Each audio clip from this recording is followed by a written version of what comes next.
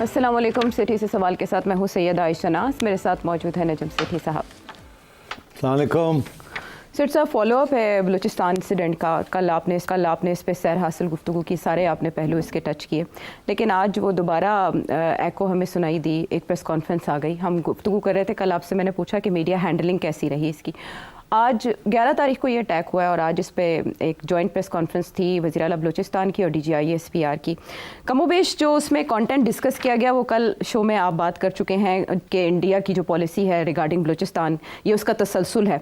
यही बात DGI SPR ने की और ये कि जो उन्होंने इंडियन मीडिया ने इंप्रेशन देने की कोशिश की कि रज़ाकाराना तौर पर कुछ हॉस्टेजेस खुद छोड़ दिए इन लोगों ने इंसानी बुनियादों पर, तो उन्होंने कहा ये गलत इंप्रेशन है।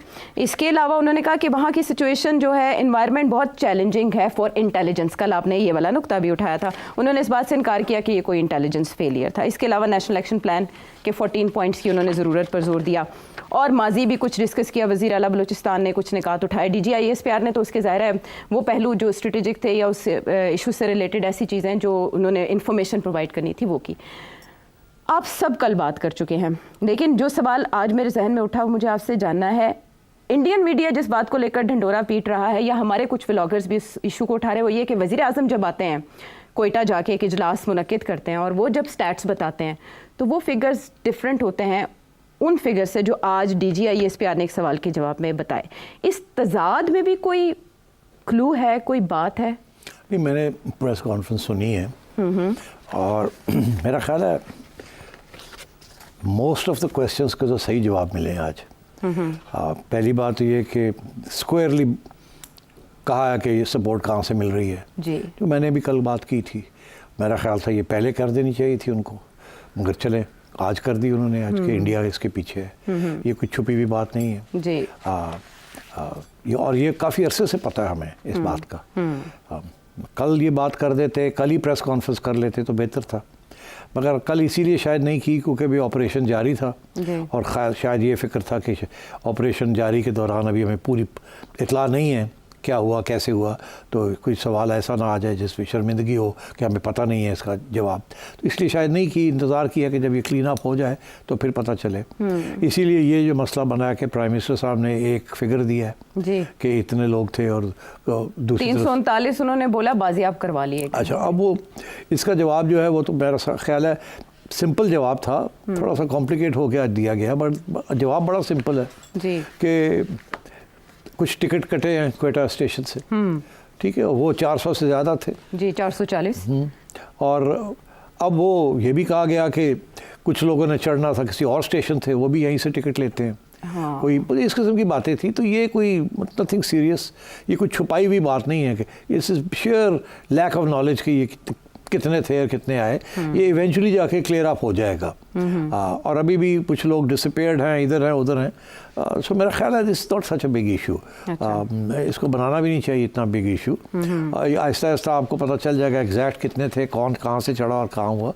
इट्स टू अर्ली कि आपके पास सारे फिगर्स आ जाएं। तो आई डोंट थिंक, मैं तो इसको इतनी अहमियत नहीं देता। मैं नहीं समझता हुकूमत छुपा रही है कुछ। अच्छा। उनको कोई फ़ायदा नहीं है किसी बात को छुपाने का। सिर्फ जो इशू जो मेरा ख्याल है जो एजिटेट कर रहा है लोगों को कि क्या वो कोई हॉस्टेजेस साथ ले गए हैं कि नहीं ले गए, इसके ऊपर क्लैरिटी होनी चाहिए। और इसके ऊपर मेरा ख्याल अभी सही आंसर्स नहीं मिल रहे आपको। इन्हें खुद नहीं मेरा ख्याल पता कि कौन से लोग जो हैं वो वैसे ही लापता हैं, वो आ जाएंगे, कितने वो साथ ले गए हैं, नहीं ले गए, हॉस्टेजेस हैं नहीं हैं। मेरा ख्याल है थोड़ी सी परेशानी ये भी है कि अगर एडमिट कर लें कि वो साथ ले गए हैं तो फिर अगला सवाल आएगा what are you going to do about it. आप उनको छुड़ाएंगे नहीं छुड़ाएंगे, वो यहाँ हैं, पाकिस्तान में हैं, बलूचिस्तान में है, या वो अफगानिस्तान ले गए हैं उनको। तो ये फिर एक नया एक पहलू खुल जाएगा। तो मेरा ख्याल है इसीलिए उधर ये जाना नहीं चाहते। या तो हो ना कि वो क्लेम करें, BLA क्लेम करे कि हम इतने लोग साथ ले आए और उनको हमने यहाँ रखा हुआ है और ये उसकी एविडेंस है, तो फिर ये आगे बात चले। अभी उससे पहले ये मान लें कि जी इतने लोग मिसिंग हैं और हमें नहीं पता कहाँ हैं, तो मेरा ख्याल है वो अच्छा नहीं लगता ना। एक पावरफुल रियासत जो है उसको पता नहीं है। मगर सिचुएशन ऐसी है कि genuinely it takes maybe a day और टू फाइंड आउट कि कितने थे, कहाँ चले गए, क्या हुआ क्या नहीं हुआ। तो मेरा ख्याल है एक आध दिन में ये क्लियर हो जाएगा। ऐसे नहीं हो सकता कि ये इस वक्त कोई चीज़ को छुपाने की कोशिश करें। अच्छा। कोई कॉन्शियस एफर्ट नहीं है छुपाने का। Conscious effort is to find out exactly हुआ क्या, कितने थे, कहाँ से आए, क्या हुआ। अभी तो ये भी क्लियर नहीं है कि कितने लोग आए थे। अभी सिर्फ इतना पता है कि 33 मार दिए। उन्होंने कहा इससे ज़्यादा आए थे। अच्छा, अब मतलब नहीं पता ना उनको, एग्जैक्ट काउंट नहीं पता ना उनको। और ये कैसे पता चलेगा, आई डोंट नो। खुद वो तस्लीम करते हैं कि इतने बड़े इलाके में कि इतनी इंटेलिजेंस तो है नहीं हमारे पास कि हमें पता हो। तो ये तो वही आपको खबरें मिलेंगी BLA से ही कि इतने बड़ा आए थे लोग, इतने लोग आए थे और ये हुआ और वो हुआ। तो और मेरा ख्याल है वो भी नहीं बताएंगे आपको कि कितने लोग आए और कितने नहीं आए। तो मेरा ख्याल है इसको इन चीज़ों को इतना इशू नहीं बड़ा बनाना चाहिए। ठीक है। I think on the whole मुझे सिर्फ प्रेस कॉन्फ्रेंस के बारे में मेरा ख्याल है कि ब्रीफ होनी चाहिए थी, इतनी लंबी चौड़ी नहीं होनी चाहिए थी। और फिर बुखरी साहब ने बड़े जज्बे के साथ एक्सप्लेन करने की कोशिश की कि मसाइल किस किस्म के हैं। और मगर उसके अंदर कोई छोटा मोटा लेक्चर भी चल पड़ा, जैसे कि पाकिस्तान मीडिया बड़ा अनपेट्रियाटिक है और आपको समझ नहीं आती, हम आपको समझाने की कोशिश कर रहे हैं कि इस किस्म के मसले हैं। मेरा ख्याल है इधर जाने की ज़रूरत नहीं थी, मुख्तसर बात रखते 10-15 मिनट की। जैसे फॉर एग्ज़ाम्पल जब अमेरिका में कोई बड़ी चीज़ होती है तो इमीडिएटली प्रेसिडेंशियल स्पोक्समैन आता है या आती है और 10 मिनट की प्रेस कॉन्फ्रेंस करती है। जो सवाल का जवाब देना होता है वो दे देते हैं, आगे से कहते हैं नेक्स्ट क्वेश्चन। तो इसको मुख्तसर ही रखना चाहिए था ताकि स्पेकुलेशन ना हो ज़्यादा। जितनी लंबी बात आप करेंगे, जितने आप एक्सप्लेनेशन में जाएंगे, दो चीज़ें होंगी। एक तो आपसे कोई गलती हो जाएगी, गलत बयानी हो जाएगी जिसकी ज़रूरत नहीं है जज्बे में आके। दूसरा ये है कि आप जब लेक्चर करना शुरू कर देते हैं मीडिया को, तो मीडिया को ये बात पसंद नहीं आती। मीडिया समझ हमें आप बेवकूफ़ समझते हैं। अच्छा, मसला क्या है? मसला मैं आपको बता दूं क्या है कि ये मीडिया जो है इसका इशू बन चुका है अब। ये मीडिया जो है बेसिकली डेमोक्रेटिक ओरिएंटेड मीडिया है। अच्छा। ठीक, इस मीडिया के अंदर जो प्रिवेलिंग ओपिनियन यही है कि बड़ी मदाखलत हो रही है, नॉन डेमोक्रेटिक मदाखलत हो रही है इस मुल्क के अंदर।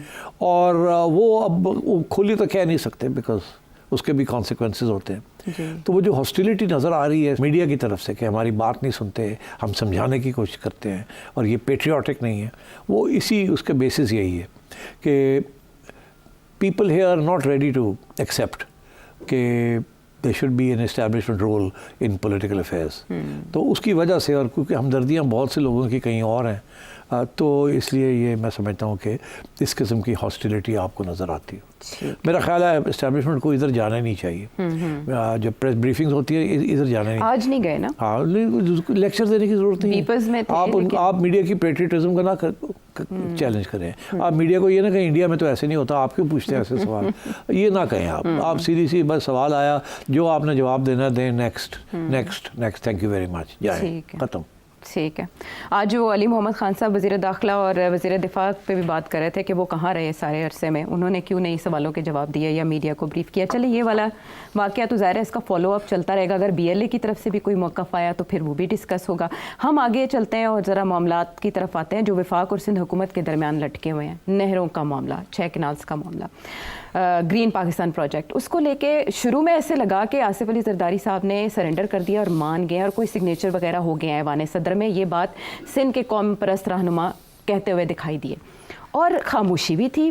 लेकिन यकदम वहाँ पर जब प्रोटेस्ट शुरू हुए सिट साहब, तो अब आसिफ अली जरदारी साहब ने जॉइंट सेशन से खिताब करते हुए आपने जो प्रेडिक्ट किया था वो तो वहाँ हुआ। PTI का एहतजाज भी, आसिफ अली जरदारी साहब ने गवर्नमेंट की परफॉर्मेंस पर भी बात की, लेकिन यकदम उन्होंने ये मामला भी रख दिया जॉइंट सेशन से बात करते हुए। उन्होंने क्या कहा, उनके अल्फाज सुनाते हैं जी।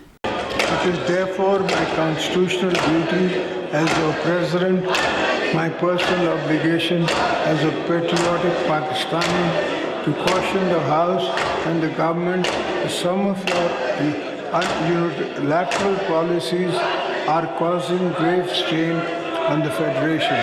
In particular, the government's unilateral decision to carve out some canals from the Indus River system despite strong opposition from federating units. I, as your president, cannot support. I urge this government to abandon this correct proposal and work together with the stakeholders to come up with a viable, sustainable solution based on unanimous consensus among the federating units. अच्छा सिर साहब, इतना शोर था कि बात समझ नहीं आ रही, लेकिन वो कह रहे हैं इत्तेफाक की राय से ये मामले का पायदार हल निकाला जाए। और वज़ीर आज़म ने भी बिलावल भुट्टो ज़रदारी साहब को यकीन दहानी कराई है अपनी मुलाकात में। राना सनाउल्लाह साहब ने इस पर दिलचस्प बात कही है जी। इस वक्त कोई इशू नहीं है और अगर कोई बुनियादी तौर पे इशू इन फ्यूचर बन सकता है तो वो पानी का मसला है, जिसके ऊपर मैं समझता हूँ कि पार्टीज की सीनियर लीडरशिप को बैठ के जो है वो उसके ऊपर कोई फैसला करना होगा। सिर साहब, ये नहरों वाला मामला है क्या, अगर आप एक्सप्लेन करें। यार ये नहरों वाला मामला नहीं है, ये पानी का मामला है। कालाबाग डैम से कहानी शुरू होती है कि एक मौक़िफ़ ये है कि कालाबाग डैम जो है वो हमें सख्त ज़रूरत है उसकी, सारे पाकिस्तान को जी। दूसरा मौक़िफ़ ये है कि कालाबाग डैम के साथ सिंध को जो पानी जाता है वो पंजाब को चला जाएगा और सिंध का नुकसान हो जाएगा, बस मोटी बात जी। इसलिए सिंध के अंदर एक ओपिनियन है जो कि सिंधी पब्लिक ओपिनियन है, एथनिक पब्लिक ओपिनियन है, जो कि वहाँ की गवर्नमेंट उसको जो भी होती है उसको इग्नोर नहीं कर सकती कि कालाबाग डैम जो है वो सिंध के लिए ठीक नहीं है, तो इसलिए नहीं बनने देते। यहाँ तक कि जनरल मुशर्रफ का दौर था, उस वक़्त भी बन सकता था, उस वक़्त तो कोई सवाल जवाब नहीं होते थे, फिर भी जनरल मुशर्रफ ने ये फ़ैसला नहीं किया कि जी कालाबाग डैम बनाना है। ठीक, हालांकि आपकी इस्टेब्लिशमेंट, आपकी ब्यूरोक्रेसी सारे ये तस्लीम करते हैं कि कालाबाग डैम जो है वो पाकिस्तान के लिए मुफीद है जी, मगर सिंधी नहीं मानते। अच्छा, अब उसकी वजह से ये बात आगे नहीं बढ़ती और ये रुक गया, वो भी पानी का मसला है। अब पानी का मसला है क्या? पानी का मसला ये है कि पाकिस्तान और इंडिया का भी पानी का मसला है और सिंध और पंजाब का भी पानी का मसला है, और इंडिया के अंदर भी जो प्रोविंसेस या स्टेट्स ऊपर हैं पानी के करीब, उनका एक मौक़िफ़ है और जो नीचे है उनका दूसरा मौक़िफ़ है। तो ये हर जगह पे ऐसे ही है कि पानी जो है वो एक रफ्तार से आता है, कहीं से आता है और उसकी इतनी कैपेसिटी होती है और वो फिर यहाँ डिस्ट्रीब्यूट होता है। तो जो लोग आखिर में, दरिया के आखिर में होते हैं, उनको कब मिलता है? बिकॉज जिनको सबको ज़रूरत होती है ऊपर वाले वो पहले ले लेते हैं कैनाल्स बना के, ये ट्रिब्यूटरीज बना के। तो इसलिए वो जो नीचे होते हैं, जिन्हें लोअर राइपेरियन कहते हैं, लोअर प्रोविंसेस जहाँ पानी, वो हमेशा कंप्लेन करते हैं। ये हर जगह पे ऐसे ही है। और तो इसको हल करने के लिए फॉर्मूले लोगों ने बनाए हुए हैं कि जी इस वक्त आपको इतना मिलेगा, इस वक्त में। मगर प्रॉब्लम ये हो रहा है कि क्रॉपिंग पैटर्न्स चेंज होते जाते हैं, from season to season, from time to time, from decade to decade. Season change होते हैं, क्रॉप एकरेज चेंज हो जाती है। कभी फैसला ज़्यादा हो जाता है गंदम लगानी है, कभी कहते हैं शुगर केन लगानी है, कभी कहते हैं राइस लगानी है। अब शुगर केन और राइस ज़्यादा पानी लेती हैं, तो फिर जगह उनके एकरेज बढ़ती है, क्योंकि शुगर केन भी एक्सपोर्ट के लिए करते हैं कि अब जितना आप बन ले उसके बाद हमने एक्सपोर्ट करनी है। राइस भी हम एक्सपोर्ट करना चाहते हैं। वीट तो मर के उतनी बनती है जितनी आपको ज़रूरत पड़ती है, थोड़ी बहुत। पहले इंडिया चली जाती थी, फिर अफगानिस्तान चली जाती है और कभी कभी इंपोर्ट भी करनी पड़ जाती है। तो ये सारे इश्यूज चलते रहते हैं। और जो नीचे वाले लोग हैं ना, यहाँ सिंध, उनका हमेशा कंप्लेंट रहती है कि हमें पानी पूरा नहीं मिलता। प्रॉब्लम ये होती है कि कभी पानी पूरे से भी ज़्यादा मिल जाता है और फ्लड्स आ जाते हैं, और कभी पानी पूरा नहीं मिलता, और जिसकी वजह से सिंध के इलाके के अंदर जहाँ दरिया समुद्र में जाता है वहाँ समुद्र दरिया के अंदर आ जाता है और वो सारे इलाके जो हैं उनके अंदर समुद्री पानी आ जाता है, जिसकी वजह से वहाँ की सारी जो मरीन लाइफ है और जो एग्रीकल्चर है वहाँ वो तो अफेक्ट हो जाता है। तो कॉम्प्लिकेटेड इश्यूज़ हैं। असली बात क्या है? पानी की शॉर्टेज हो रही है।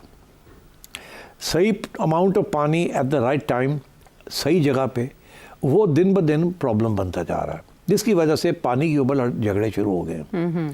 और ये पाकिस्तान और इंडिया के दरमियान भी है, क्योंकि इंडिया ऊपर दरिया झेलम के ऊपर उन्होंने डाइवर्ट कर रहा है। हालांकि दरिया झेलम जो था वो पाकिस्तान को मिला था, झेलम और चनाब पाकिस्तान को मिले थे, और इंडस, और निचले दरिया जो है वो इंडिया को मिले, सतलुज, ब्यास, रावी, वो ड्राई हो गए। जितना इंडिया को पानी चाहिए होता है वो ले लेते हैं, जो नहीं चाहिए होता वो छोड़ देते हैं। वो यहाँ आ जाता है, थोड़े बहुत कभी फ्लड हो जाते हैं, कभी नहीं होते, but that is not the issue. Issue है कि झेलम के ऊपर भी इंडिया ने बना लिए हैं डैम्स, और हम गए वर्ल्ड बैंक और उधर इंटरनेशनल कोर्ट ऑफ जस्टिस और डिस्प्यूट सेटल करने के लिए, मगर वहाँ भी हमारा केस कमज़ोर है, क्योंकि वो कहते थे जिसने पहले बना लिया उसका हक होगा। हमने नीचे झेलम के करीब बनाना चाहा मगर नहीं बना पाए, उन्होंने ऊपर बना लिया, वो पानी ले गए। तो ये वहाँ भी लड़ाई झगड़े चल रहे हैं। और ये by the way India Pakistan का मैटर बहुत सीरियस है, किसी वक्त बहुत सीरियस इसके कॉन्सिक्वेंसेस हो सकते हैं, क्योंकि जिस मूड में इंडिया है उस मूड में इंडिया बहुत सा पानी आपका रोक सकता है। ठीक। जी। तो अब जेलम स्पेशली एंड चनाब, तो अब यहाँ भी वही मसला बना हुआ है। अब ये है कि वो कहते हैं कि पंजाब, ये जो कैनाल्स बन रही हैं, सिंध वाले ये कहते हैं कि ये कनाल जो बन रही है ये पानी दरिया सिंध से लेंगे, ठीक। पंजाब वाले कहते हैं हम तो सिंध से ले ही नहीं रहे, हम तो जेलम और चनाब से ले रहे हैं, जी। ठीक। सिंध वाले कहते हैं मगर जेलम और पंजाब तो चनाब आगे आके सिंध में आ जाते हैं, तो उधर से पानी लें या दरिया सिंध से ले लें डायरेक्ट, आखिर में तो दरिया सिंध से लेना है, बिकॉज दरिया सिंध का ही पानी, वो पानी जो दरिया सिंध में जा रहा है वो कम हो जाएगा जब आप ये कनाल्स लेंगे। और ये कनाल जो है ये आप पंजाब के लिए ले रहे हैं, और ये एक सारा जो सिस्टम बना हुआ है इस वक्त पानी डिस्ट्रीब्यूशन का वो तब्दील हो जाएगा, ये उनका कंप्लेंट है। तो अब यहाँ क्योंकि ये प्राइवेट सेक्टर में ये जो सारा इलाका जो है इसको जो पानी देने का प्लान बन रहा है, ये प्राइवेट सेक्टर में कमर्शियल फार्मिंग करने के लिए बड़े बड़े सरमायादारों को और बड़े बड़े इदारों को दिया जा रहा है ये इलाका। तो एक तो ये भी रेजिस्टेंस है कि ये उन्हें इसके अंदर कौन ये सारी ज़मीन क्यों दी जा रही है, किसको दी जा रही है, ये इसमें किसका क्या इंटरेस्ट है, and so on and so fourth. और ये कमर्शियल फार्मिंग के बेसिस के ऊपर ये एक और DHA टाइप चीज़ तो नहीं बननी शुरू हो गई, जैसे वहाँ रिसोर्सेज डाइवर्ट करते हैं यहाँ भी कर रहे हैं, और एक माहौल भी तो बना हुआ ना इस मुल्क के अंदर इस वक्त। तो मैं समझता हूँ कि इस किस्म के इश्यूज़ हैं। अब राणा साहब ये कह रहे हैं कि ये पानी का इशू है, ये बैठ के तय करना पड़ेगा, और ये करना पड़ेगा तय। ये कनाल का मामला नहीं है, मैं कब से कह रहा हूँ कि कनाल्स के ऊपर भी लड़ाई झगड़ा होगा। अच्छा। और क्योंकि एक माहौल है कि जी वो पंजाब वाले ये करते हैं, सिंधी ये कहते हैं। अब पीपल्स पार्टी का जो मौक़िफ़ रहा है, पीपल्स पार्टी ने शुरू में तो इसके ऊपर कोई ऑब्जेक्शन नहीं किया, यहाँ तक हमने सुना कि जरदारी साहब ने कहा कर लो कोई बात नहीं। मेरा ख्याल है शायद उनका भी कोई इंटरेस्ट होगा इस प्रोजेक्ट के अंदर, उन्होंने भी ओके कर दिया। मगर वहाँ जो सिंधी नेशनलिस्ट हैं और जो नेशनलिस्ट ओपिनियन है उन्होंने शोर डाल दिया। और आज मुझे वीडियोस मैंने रिसीव किए हैं सिंधी नेशनलिस्ट से, जिसमें वो जरदारी साहब की एफिजी जो है उसको बंद कर रहे हैं, जरदारी साहब को गाली पड़ रही है, उन्होंने कहा सौदा कर लिया आपने। तो जरदारी साहब ने इसी वक्त सॉरी करके पीपल्स पार्टी पीछे हट गई। यहाँ तक कि जरदारी साहब ने अपनी स्पीच में भी इसका जिक्र कर दिया, बराह रास्त नहीं किया मगर इशारा कर दिया कि ये मसले हैं फेडरल गवर्नमेंट के और प्रोविंसेस के, इसको हल किया जाए। उन्होंने ये नहीं कहा कैबिनेट के अंदर हमें सीटें चाहिए, उन्होंने कहा फेडरल गवर्नमेंट और फेडरेशन के ये इश्यूज हैं। हाँ। इशारा इसी की तरफ था। आपको याद होगा मैंने पहले ये कहा था कि ये स्पीच जो है ये आम हुकूमत लिख के देती है प्रेसिडेंट को, मगर प्रेसिडेंट साहब बाद में उसके अंदर कुछ ना कुछ ऐड सब्ट्रैक्ट करेंगे, और उन्होंने ये ऐड कर दिया, ठीक। ये अपनी कंस्टिट्यूंसी को ठंडा करने के लिए। अच्छा। मगर साथ साथ अब मैं देख रहा हूँ कि सिंध गवर्नमेंट को भी इशारा हो गया है कि जी पीपल्स पार्टी की तरफ से कि आप भी आवाम के साथ खड़े हो जाएं, ये ना होने दें। तो अब सिंध असेंबली ने भी रेजोल्यूशन पास कर दिया यूनैनिमसली कि जी ये नहीं हो गया। शहरी रहमान साहिबा ने भी, जो सेनेटर है, उन्होंने भी ये बात कर दी कि ये पानी का मामला है, ये कैनाल्स नहीं बननी चाहिए, एंड सो ऑन। तो और अब जो तजवीज़ आ रही है वो यही है कि इस मामले को आपका ख्याल है साइंड एंड सील्ड है ना, इस मामले को आप रिव्यू करें। रिव्यू कहाँ करें? जहाँ इरसा का मसला है, इरिगेशन स्कीम जो है, और वो जो सारा पानी का डिस्ट्रीब्यूशन का जो सारा है उसके अंदर इसको लेके जाएं। मेरा ख्याल है ये अब प्रोजेक्ट नहीं चलेगा। ये इतनी ऑपोजिशन इसमें हो गई है और इसमें मिसअंडरस्टैंडिंग्स भी हो गई हैं, वही जो कालाबाग डैम पे हुई थी। लेकिन सिटी साहब, महफूज शहीद केनाल की बात की जा रही है, इसका काउंटर आर्ग्यूमेंट ये है, और फिर ये कि 2027 और 2029 में 2 डैम्स बनने के बाद पानी की कमी पूरी हो जाएगी, जिसकी सिंध को शिकायत हो रही है। हाँ, तो वो डैम कब बनेंगे और कैसे बनेंगे और उस वक्त पॉलिसी क्या होगी, ये बातें हैं सारी। ये काउंटर आर्ग्यूमेंट है ये कि जी वो तो डैम बन जाएंगे तो सिंध से लिया नहीं जा रहा पानी। सिंधी इसको ये नहीं करते ना। देखिए ना, कालाबाग डैम के ऊपर इतनी रिपोर्टें लिखी गई हैं, इतना कुछ लिखा गया है कि इसके साथ सबका फ़ायदा है, मगर वो नहीं मानते। कन्विंस करने की पूरी कोशिश की गई, नहीं मानते, वो टेक्निकल रीजंस को नहीं मानते, वो कहते हैं नो। तो अब बात ये है कि ये दीज आर पॉलिटिकल इश्यूज जो कि अब ट्रांसलेट हो रहे हैं इनटू मंडे इस किस्म के इश्यूज के ऊपर। तो बड़ा आता है। और ये मैं आपको बता दूं, ये रेजोल्यूशन नहीं होनी। अगर पीपल्स पार्टी आपके साथ नहीं है इसके ऊपर तो ये मसला बन जाएगा। अगर तो आप पीपल्स पार्टी को साथ ले लेते और पीपल्स पार्टी कंट्रोल कर लेती वहाँ जो डेमोन्स्ट्रेशन हो रही हैं सब कुछ, तो फिर ये प्रोजेक्ट चल पड़ना था। ठीक है। मगर पीपल्स पार्टी भाग गई। वो उन्हें डर लग गया कि जी ये हमारी वोट बैंक जो है वहाँ हमारे खिलाफ ना मास बन जाए। और आज ये भी अनाउंसमेंट हो गई है कि जुल्फ़िकार अली भुट्टो साहब जुल्फ़िकार जूनियर, हाँ जी, मीर मुर्तज़ा भुट्टो साहब के साहबजादे, तो उन्होंने ऐलान कर दिया, दो ऐलान डेरों में उन्होंने कहा कि मैं पॉलिटिक्स, दो ऐलान कर दिए, एक तो मैं सियासत में आ रहा जी। हूँ और दूसरा ये पानी के ऊपर उन्होंने सिंधी अवाम का साथ दे दिया। जी बिल्कुल। और उन्होंने पीपल्स वो बहुत वोकल हैं, उनकी वीडियोस देखने वाली, उन्होंने कहा सिर्फ इंसानों के लिए नहीं, वाइल्ड लाइफ के लिए, आबी हयात के लिए भी नुकसानदेह होगा ये प्रोजेक्ट। वो बात की बात है बाकी तो बात तो ये है कि पानी इंसानों के लिए, वहाँ की जो एग्रीकल्चर है उसके लिए, बाकी हु केयर्स अबाउट ये बातें हैं जी, मरीन लाइफ और ये वो आर्ग्यूमेंट जो है ना वो पॉलिटिशियंस के ऊपर नहीं चलती। अच्छा। हाँ, वो NGOs के ऊपर चलती हैं मगर पॉलिटिशियंस के ऊपर नहीं चलती। मगर ये जो चीज़ है ना कि फार्मर्स को ये कहा जा रहा है कि आपके लिए पानी कम हो जाएगा, दैट वरीज देम। और फिर ये भी तो आर्ग्यूमेंट हो रही है ना कि अब पंजाब के अंदर जो राइस है जी। और शुगर केन है, ये बहुत पानी लेते हैं जी। और इनके एकरेज बढ़ते जा रहे हैं पंजाब के अंदर। जैसे ही इनकी एकरेज बढ़ेगी, ज़मीन ज़्यादा दी जा रही है इनकी कल्टीवेशन के लिए, तो उसके लिए पानी की ज़्यादा ज़रूरत होगी पंजाब को। तो इसलिए उनको ये भी खर्चा है कि यहाँ पंजाब ये पानी जो है और भी लेगा हमसे, बिकॉज इन्होंने इनके जो क्रॉप्स पैटर्न्स हैं वो चेंज हो रहे हैं। तो ये भी एक खर्चा है। और वो उसके अंदर स्टेटिस्टिक्स वो दिखाते हैं कि राइस के पहले इतने परसेंटेज एरिया पंजाब का राइस पे था, अब जाके इतना बढ़ गया है, 7% बढ़ गया है।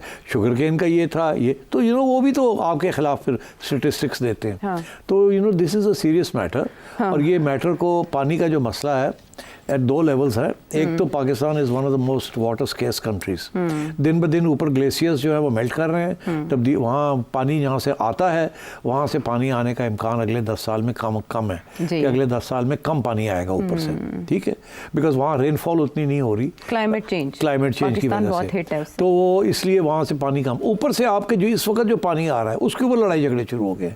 अभी जब ये कम हो जाएगा तो फिर तो और बढ़ेंगे। इसलिए इट्स वेरी इंपॉर्टेंट ऑलमोस्ट कि ये नेशनल सिक्योरिटी की जब आप बात करते हैं, this is the time to sit down and plan for the next 10 years, मगर उसकी तरफ कोई तवज्जो नहीं है। ये हमारा बदकिस्मती। अच्छा, लेकिन वज़ीर आला सिंध की स्पीच तो ये बताती है कि ये तो मसला सिर्फ सिंध का नहीं है, तो पंजाब का भी है कि पंजाब की ज़रख़ेज़ ज़मीनों से भी पानी डाइवर्ट करके इस मंसूबे को दिया जा रहा है, सहरा की तरफ डाइवर्ट किया जा रहा है, ऐसा है? आई डोंट थिंक सो, ऐसी कोई बात है। बात यही है कि ज़्यादा पानी अब पंजाब को और दिया जाएगा वाया दिस कैनाल, और ये पानी आ कहाँ से रहा है? पानी तो एक सोर्स तो एक ही है, और वो दरियाए सिंध में आखिर में दरिया इधर से निकलता है, किधर से निकलता है, किधर से निकलता है, बाकी दो निचले वाले दरिया आखिर में आके सिंध के अंदर चले जाते हैं, और फिर वो सिंध वाले कहते हैं डाउन स्ट्रीम जो है पानी हमें कम मिलेगा, वो ये खींच लेंगे पानी वहाँ से।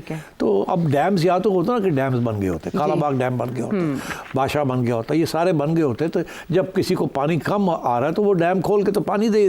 मगर आजकल का हालात ये है कि रेनफॉल की वजह से हमारे जो मेजर डैम्स हैं उनके सबका वाटर लेवल जो है मिनिमम पे चला गया है।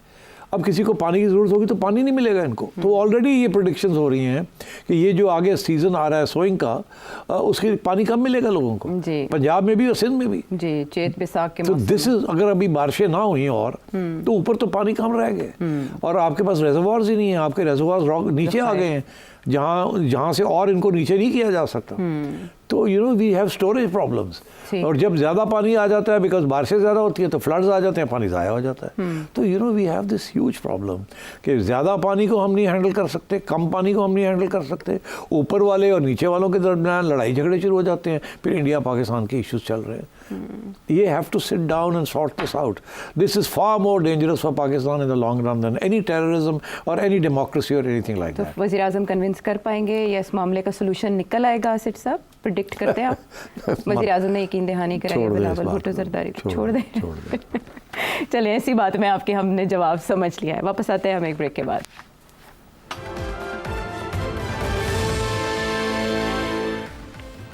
Welcome back to the show. सिट साहब, हमेशा विफाक और सूबे की पॉलिसीज़ में हमें तजाद दिखाई देता बड़े बड़े इशूज़ के ऊपर, और ऐसा ही एक इशू जो है वो सोलर मीटरिंग का भी है।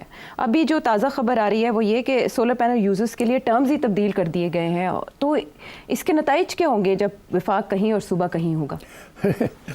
बड़ी इंटरेस्टिंग बात यह है कि एक ज़माने में सोलर एनर्जी लगाने के लिए बड़े पैसे चाहिए होते थे बिकॉज सोलर सेल्स बड़ी महंगी थी। मगर उसके बावजूद शहबाज शरीफ साहब ने पंजाब के अंदर पूरी एक पॉलिसी बनाई थी उस वक्त की हुकूमत ने, जिसके अंदर सोलर पार्क्स भी बनाए थे और चाइनीज़ इन्वेस्टमेंट लेके आए थे, बहुत बड़े यहाँ सोलर पार्क्स शहबाज शरीफ। अच्छा, अब तो एक पूरी पॉलिसी बनी थी कि सोलर एनर्जी को आपने प्रमोट करना है क्योंकि वो क्लीनर एनर्जी है और सस्ती हो जाएगी और आपकी जो मेन एनर्जी सोर्स है वो बड़ी महंगी है, ठीक है, IPPs जो है। जी। तो एक पॉलिसी जिसके तहत फैसला ये था कि शिफ्ट किया जाए to cleaner and cheaper energy. ये एक फेडरल गवर्नमेंट की पॉलिसी थी जिसके तहत ये सब कुछ हुआ। फिर एक ऐसा स्टेज आई कि सबसे ज़्यादा बड़ा सप्लायर है सेल्स का इस चाइना, सस्ती हो गई पैनल्स चाइना की तरफ से बहुत कम कीमत पे मिलना शुरू हो गए और वो मैसिव प्रोडक्शन बन रही थी, दुनिया में डिमांड बढ़ रही थी। यूरोप में भी बड़ी ज़बरदस्त डिमांड है फॉर सोलर एनर्जी, हालांकि वहाँ सूरज कम में निकलता है। वहाँ भी डिमांड फॉर, वहाँ शुरू में विंड एनर्जी और अब सोलर की तरफ भी वो जा रहे हैं। हमने भी ये सोचा कि ये क्लीन कट है, फेडरल गवर्नमेंट ने एक पॉलिसी डिसीजन ली और ये शुरू हो गया काम। जी। अच्छा जी, अब जिन लोगों ने इन्वेस्टमेंट करनी थी इसमें, दो किस्म के लोग इन्वेस्ट कर सकते हैं। एक वो जो अमीर हैं जिनके पास पैसे हैं इन्वेस्टमेंट करने के लिए, बिकॉज इन्वेस्टमेंट जो भी आप करेंगे, अगर 100 रुपए की सोलर सेल्स लगाएंगे तो 4 साल या 3 साल या 5 साल में वो इन्वेस्टमेंट आपको वापस मिल जाएगी जो आप सेविंग करेंगे, ठीक। तो या हुकूमत कर सकती है, गरीब लोग तो कर ही नहीं सकते, ठीक है, बिकॉज उसका कॉस्ट काफ़ी है, इनिशियल कॉस्ट। उसके बाद उस कॉस्ट को रिकवर करने में 2-3-4 साल लग जाते हैं जी। अच्छा, अब ये पॉलिसी बनी थी कि इसको करना है हमने। अब लोगों ने किया, ज़्यादातर अमीर लोगों ने किया। उसके बाद गवर्नमेंट ने ये सोचा कि गरीबों के लिए भी हमें करना चाहिए। पंजाब गवर्नमेंट ने भी ये सोचा और सिंध गवर्नमेंट ने भी ये सोचा, जी, ठीक। और सोलर पैनल देने शुरू कर दिए और क्योंकि सस्ते हो गए थे जी। तो इजाज़त मिल गई नेट मीटरिंग की। नेट मीटरिंग क्या है? तो ये है कि अगर आपने घर के ऊपर कुछ लगाया है तो उससे आपके 5 यूनिट बिजली के बनते हैं, तो गवर्नमेंट ये कहती थी आप जो टोटल यूसेज है आपकी 10 की है, 5 आप खुद बना रहे हैं, तो ऐसे है कि 5 आपके जो है वो हम आपसे ख़रीद लेंगे। अच्छा। और जो बाकी 10 है हम वो आपको बेच देंगे। 5 जो आपसे ख़रीदते थे वो समझे वो 10 रुपये या 20 रुपये पे ख़रीदते थे और जो बेचते थे वो 40 या 50 रुपये पे बेचते थे। तो लोगों ने हिसाब लगाया कि अच्छा जी इतना फ़ायदा है इतना नुकसान है, तो चलो ठीक है हम लगा लेते हैं। अब जाके लोगों ने बनाना शुरू कर दिया, कोई 2.5 लाख 3 लाख के करीब सोलर कनेक्शंस पाकिस्तान में लग गए। और पंजाब गवर्नमेंट और सिंध गवर्नमेंट इनकरेज कर रही है कि लोन्स मिले गरीब लोगों को या लोअर मिडिल क्लास लोगों को कि वो भी कर लें। हाँ। तो एक पॉलिसी बन गई है जी। एक लेवल पे जी। दूसरे लेवल पे जाके इन्होंने अब तब्दील कर दिए। अब ये कहते हैं कि नहीं, ये तो अमीरों का फ़ायदा है इसमें और सारा बोझ जो है जो हम ख़रीद रहे हैं और जो बेच रहे हैं वो बोझ जो है वो सारे गरीबों पे पड़ रहा है या बाकी सारे कंज्यूमर्स पे पड़ रहा है, तो इसलिए हम इनको महंगा कर देते हैं। अब एक तरफ आपकी प्रोविंशियल गवर्नमेंट्स इनकरेज कर रही हैं जी। दूसरी तरफ फेडरल गवर्नमेंट जो है उसको नहीं इनकरेज नहीं करना चाहती और उसको महंगा कर रही है। तो मैं ये समझता हूँ ये डिबेट जो है बड़ी अफसोस की है कि ये डिबेट ऐसे हो रही है। अब अगर असली मसला क्या है, असली मसला अमीर गरीब का नहीं है, फिर असली मसला ये है कि बिजली बड़ी महंगी है और उसको सस्ता करना है जी। और सस्ता करने का तरीका एक ही है कि जो विंड और सोलर है उसको इनकरेज किया जाए, वो साफ़ भी है और सस्ती भी है। और जो महंगी बिजली है उसको ख़त्म किया जाए जी। महंगी बिजली आ रही है IPPs से, IPPs के साथ जो 90 की दिहाई और उसके बाद जो कॉन्ट्रैक्ट्स बने थे वो बड़े गंदे कॉन्ट्रैक्ट्स बने थे जिसकी वजह से IPPs को पैसे ज़्यादा देने पड़ रहे हैं। तो जो बिजली IPPs से आ रही है वो बड़ी महंगी है और वो एक क्लॉजेज है उसके अंदर के आपको लेनी पड़ती है जितनी वो प्रोड्यूस करते हैं, कैपेसिटी पेमेंट आपकी देनी पड़ती है। अब अगर या तो कैपेसिटी पेमेंट्स ना होती मगर उस वक्त की जो हुकूमत थी और उसके बाद भी जो हुकूमतें आई हैं उन्होंने ये सोचा नहीं कि कल कोई हमारे गले पड़ जाएगा जी, ठीक, और वो गले पड़ गया।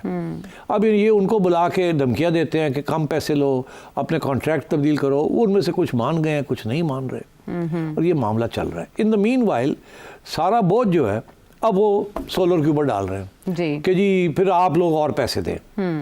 मसला कहीं और है और गुस्सा सारा जो है वो सोलर के ऊपर निकाल रहे हैं जो कि पॉलिसी के तहत जी उसको पॉलिसी के तहत इनकरेज करना चाहिए। हाँ, ऐसे ही है ना। तो ये तो डिस्करेज हो रहा है। तो ये आप डिस्करेज कर रहे हैं उसको। तो इनको खुद नहीं पता कि लेफ्ट हैंड क्या कर रहा है और राइट हैंड क्या कर रहा है। और जब मैं इनके सुनता हूँ आर्ग्यूमेंट्स कि यार ये तो अमीरों के लिए है, और अरे भाई अमीरों के लिए है तो फिर आपकी सिंध गवर्नमेंट और पंजाब गवर्नमेंट क्यों इसको लोन्स दिलवा रही है मिडिल क्लास लोगों को कि आप लोग लगाएं? क्यों वो कह रहे हैं ट्यूबवेल्स को भी हम चेंज करते हैं, ये भी करते हैं, वो भी करते हैं? तो या आप ऐसे करें कि आप पॉलिसी बना लें, आप महंगा कर दें, इंपोर्ट ड्यूटी लगा दें सेल्स के ऊपर, ताकि फिर 10 दफ़ा सोचना पड़े लगाने से पहले। वो तो आप करते नहीं हैं, वो सस्ती हैं, लोग लगाना चाहते हैं, आप उनको अब रोक रहे हैं और कहते हैं नहीं महंगी बिजली मिलेगी आपको, सस्ती नहीं मिलेगी। तो दिस इज़ अ ट्रेजिक, बड़े अफसोस की बात है कि ये गवर्नमेंट को ये नहीं पता सीधा हाथ कहाँ और उल्टा हाथ कहाँ। ये 6 माह से ये डिस्कशन चल रही है, पहले भी ये करने लगे थे, फिर बड़ा पब्लिक बैकलैश आया तो इन्होंने अपना हाथ रोक लिया कि नहीं। अब फैसला किया कि नहीं जी, जैसे भी है हमने IPPs के जो पैसे हैं वो सबसे ही लेने हैं हमने, और ये सोलर पैनल्स जो हैं इनको और महंगा किया जाए। अब ये है कि जिन लोगों ने लगा ली हैं वो तो अगले लोग तो अब नहीं लगाएंगे जी। इसका जो नेट इफेक्ट होगा वो लोग कहेंगे छोड़ो परे, ठीक, हम नहीं लगाते, बिकॉज तो फ़ायदा कोई ख़ास नहीं है। इतनी इन्वेस्टमेंट करें और उसके बाद भी हमें कुछ ज़्यादा फ़ायदा ना हो तो इसका ज़रूरत क्या है। दूसरी चीज़ ये है कि जो लोगों ने लगा दिए वो कह रहे हैं, जिन्होंने उनको 7 साल की मोहलत थी, उनका कॉन्ट्रैक्ट है, वो भी अब ख़त्म करेंगे। 7 साल जिनके पूरे हो जाएंगे उसके बाद उनको भी सस्ती बिजली, सोलर की बिजली जो खुद बनाते हैं वो नहीं मिलेगी, उसको भी महंगा कर देंगे। तो बेसिकली ये मैं ऐसे लगता है कि अगले साल फिर ये तो पॉलिसी चेंज हो जाएगी, कोई और हुकूमत आएगी वो चेंज कर देगी, या यही हुकूमत सोचेगी कि नहीं इससे तो ये हो गया वो हो गया और इसको चेंज कर देगी। तो ये बड़ी अफसोस की बात है कि ये हुकूमत ने इस किस्म का फ़ैसला किया है। मसला कहीं और है, उस मसले को हल करें, उसको हल नहीं करते, उसको हल ना करने का वजह से कहीं और मसले बनाने शुरू कर दिए। तो ये दिस इज़ अनफॉर्चुनेट। और वो जो है वो आम सारिफ पे मुंतकिल करना सबसे आसान है। तो अगर IPP से बात ना बने या IMF के साथ मामलात ना बन पाएँ तो आप अपनी पॉलिसीज़ को ही बदलते रहें, आपके अवाम भी कन्फ्यूज़ हो जाएँ कि आप आने वाले दिनों में मज़ीद क्या कर सकते हैं इस मामले को लेकर। हम वापस आते हैं एक ब्रेक के बाद।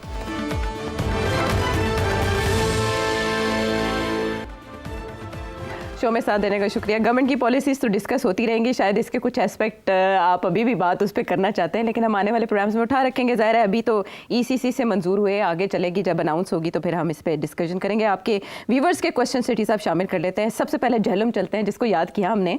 अब्दुल बाकी साहब वहाँ से क्या जानना चाह रहे हैं? ज़माना था सेठी साहब की आसिफ अली जरदारी से बड़ी कुर्बत थी, यहाँ तक कि लाइव शो में सदर जरदारी की कॉल आ गई थी। लेकिन अब ऐसे लगता है कि जैसे दोनों के दरमियान फासले बहुत बढ़ गए हैं, और सेठी साहब की बातों में भी ऐसे लगता है कि वो भी थोड़े से बिटर हैं पीपल्स पार्टी और आसिफ जरदारी को लेके। तो इस पे सेठी साहब क्या कहते हैं? नहीं, आपकी गलत फहमी है, ऐसी कोई बात नहीं है। मेरे तल्लुकात ठीक ठाक हैं जरदारी साहब के साथ।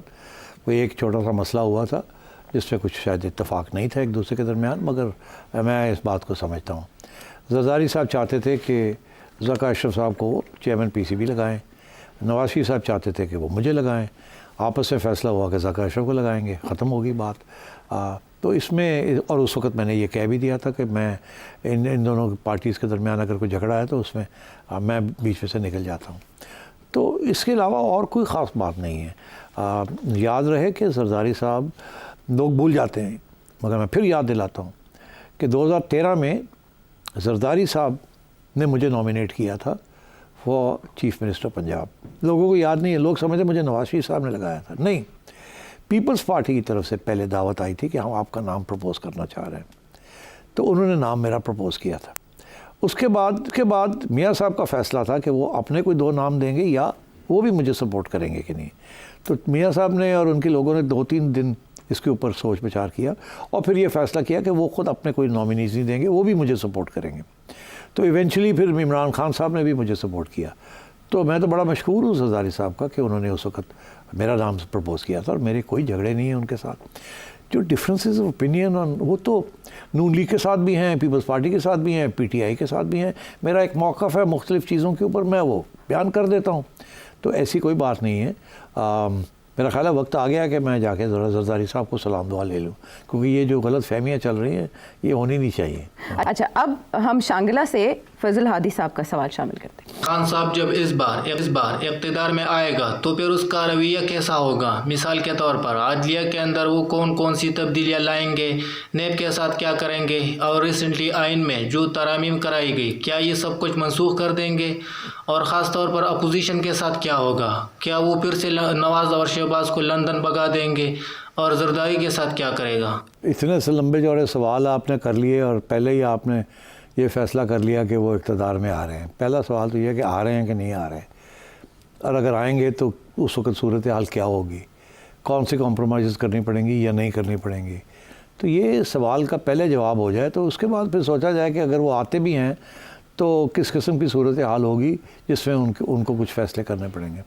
हाँ, इस वक्त तो सूरत हाल ये है कि कोई चांस नहीं है उनका फोर्सिएबल फ्यूचर में कि वो वापस आ सके। और मेरा ये तज्जिया है कि जिस दिन वो आएंगे जेल से बाहर और उनको इजाज़त मिलेगी कि वो इलेक्शन लड़ें, तो उस वक्त बहुत सी चीज़ें तय हो जाएंगी उससे पहले कि अगर वो इलेक्शन जीतते हैं तो क्या पॉलिसीज़ होंगी, क्या रवैया होगा।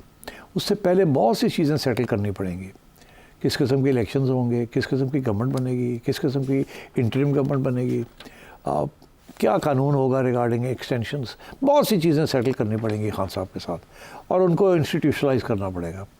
वो अभी वक्त बहुत दूर है, तो ये कबल उस वक्त ये सवाल है, ये इसकी मेरा ख्याल है जवाब देने की ज़रूरत नहीं है। आसान है मेरे लिए कहना कि खान साहब तो वही करेंगे जो पहले करते रहे। तो अगर ये मैं कहता हूँ तो फिर मुझे ये भी कहना पड़ेगा कि उनको आने नहीं देंगे। सारा इस्टेब्लिशमेंट भी और अपोजिशन भी सारी उनके ख़िलाफ़ खड़ी रहेगी और उनको नहीं आने देगी। मगर मेरा ख्याल है ये कहना ठीक नहीं है, क्योंकि सियासत के अंदर बहुत सी चीज़ें होती हैं और खान साहब तो ख़ुद कहते हैं कि वो यू टर्न में यकीन रखते हैं। तो मेरा तो यही मौक़िफ़ है कि जब खान साहब यू टर्न लेंगे रास्ता अपने लिए खोलने के लिए, तो एक नहीं काफ़ी सारे यू टर्न्स लेने पड़ेंगे, और शायद वो ज़रूरी भी है वो यू टर्न्स लेना, बिकॉज जहाँ तक ये सूरत हाल पहुँची है ये अच्छी चीज़ नहीं है मुल्क के लिए और मुल्क की सलामती के लिए कि एक पॉपुलर पार्टी जो है उसको बाहर रखा जा रहा है और उसका जो लीडर है वो सुनता नहीं किसी की बात, और वो अभी भी वन पार्टी स्टेट बनाना चाह रहा है, और अभी भी उसका जो उसका जो रवैया है it is not a patriotic रवैया according to the establishment and according to the opposition. तो अगर इस्टेब्लिशमेंट और ऑपोजिशन जो है वो उनको ट्रस्ट नहीं करती, एतमाद नहीं करती, तो वो कैसे आएंगे वापस पाकिस्तान पावर के अंदर। ना मैंने बहुत दफ़ा कहा है वो लेनिन नहीं है, माओ नहीं है, वो कोई इनकलाबी नहीं है। तो इसलिए ऐसी सूरत हाल है तो पहले ये सोच लें कि अगर उन्होंने पावर में वापस आना है तो क्या कॉम्प्रोमाइज़ करके आना है और किस तरीके से आना है। तो इसलिए ये सवाल का जवाब आसान है कि जी वो तो वही करेंगे जो पहले कर दे रहे, इसीलिए उनको आने नहीं देना। और जो मुश्किल सवाल ये है कि नहीं समझ आना चाहिए उनको क्या चीज़ें गलत की हैं, तस्लीम करना चाहिए और आगे live and let live constitution के तहत लिव एंड लेट लिव होना चाहिए, अपोजिशन भी होनी चाहिए, जेलों में लोगों को नहीं डालना चाहिए और मिल के हुकूमत करनी चाहिए। और कैसे होगी वो क्या होगा, that has to be worked out. अब बुकाड़ा से गुलाम मुर्तज़ा। सर, हमारे मुल्क की जो मैशियत है इसका खलवाड़ कब से शुरू हुआ है? ये हमारे सियासतदानों की शाह खर्चियों की वजह से या कोई और रीज़न है? तो दूसरा सर, अगर आपको मशीर खजाना लगा दिया जाए तो आप मैशियत को कितने दिनों में ठीक कर देंगे प्लीज़? ज़्यादा खौफ करो तुसी, कोई मैनू फॉरेन मिनिस्टर लगा देता है, कोई मैनू फाइनेंस मिनिस्टर लगा देता है, यार बस करो। इसके जवाब मैं नहीं दे सकता, उसकी वजह यह है कि ये बड़े कॉम्प्लिकेटेड क्वेश्चन है, 2 मिनट में इसका क्या जवाब दे दिया जाए। मगर बात ये है जी कि ये ख़राब काम कब से काम हुआ, ये ख़राब पहले दिन से ही हो गया था। जब आपकी रियासत एक नेशनल सिक्योरिटी स्टेट बन जाती है और पहले दिन से ये नेशनल सिक्योरिटी स्टेट बनी है, तो उस वक़्त 60% आपकी जो रिसोर्सेज हैं वो सारी नेशनल सिक्योरिटी पे चली जाती हैं। और मुझे याद है डॉन अखबार का एक इदारिया था 1947 में, जो कि कोट किया जाता है किताबों में। उसके अंदर ये लिखा था कि जी 70% पाकिस्तान का पहला बजट जो था 47-48 में 70% बजट जो था वो मिलिट्री डिफेंस के लिए दिया गया, क्योंकि उस वक़्त कश्मीर का मामला बिगड़ गया था। वो दिन है और आज का दिन है।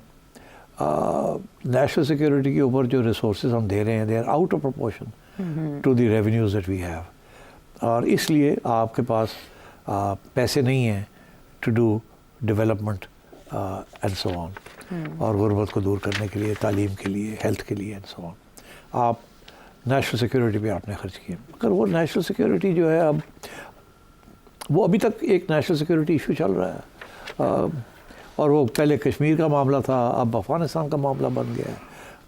तो ये तो ख़त्म नहीं होते मामले, मगर और इसीलिए भी remain a national security state. आज भी जो डिस्कशन हो रही है नेशनल सिक्योरिटी की हो रही है, तो इसके बेसिस के ऊपर हमने अमेरिका के साथ समझौते किए, उनसे हमने हथियार भी लिए, तो डिपेंडेंसी हो गई वेस्टर्न एड एंड ग्रांट्स के ऊपर। अब वो एक किस्म की नशा है, वो जब नशा टूटता है तो फिर जगह नहीं होती कहीं जाने की। इंडिया अपने पहले दिन अपने पाँव पे खड़ा हो गया, उन्होंने कोई वेस्टर्न एड नहीं लिया, कोई कुछ नहीं लिया, और उन्होंने मुश्किल हालात से पहले 20-30 साल निकाले।